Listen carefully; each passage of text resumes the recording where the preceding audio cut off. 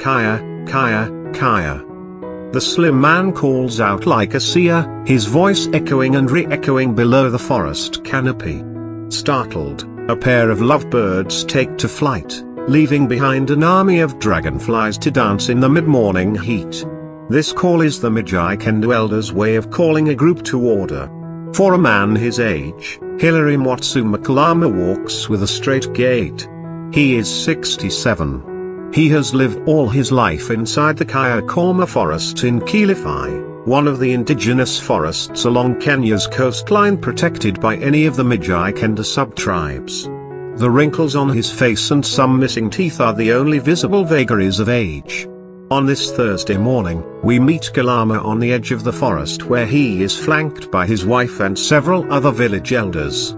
The visitors consist of a group of journalists and environmentalists from East Africa who are touring the forest to learn how the small community has preserved a forest purely through culture. This is our Kaya, our cultural identity, Kalama tells us. Kaya means homestead in Mijikenda. We provide security and maintain the forest from human encroachment. Kayakoma is one of the 42 indigenous forests strewn across 200 kilometers in Kenya's coastal counties of Kwale and Kilifi. They were created in the 16th century as the Mijikenda migrated southwards and set up homes in the two counties. These forests are now sacred sites with shrines where the community turns to in times of trouble. Sadly, the forests are under threat from human activities such as illegal logging and mining activities. During our visit, construction trucks blew huge plumes of dust as they ferried construction materials taken from local quarries to be used in lapsit projects in neighboring Lamu County. Such activities, Kalama says, will affect the forests they have worked so hard to protect. Mining is killing our forests.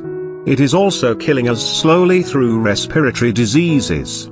Our women are even having miscarriages due to the explosions, he tells us.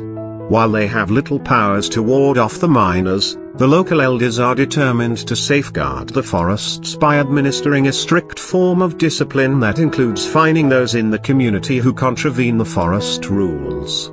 This is Moroni, our traditional court, Kalama tells us, pointing to a small clearing within the forest where suspects are paraded for interrogation and fines imposed.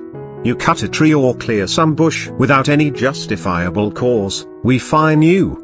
We find you harvesting herbs to use as medicine without permission from the elders, we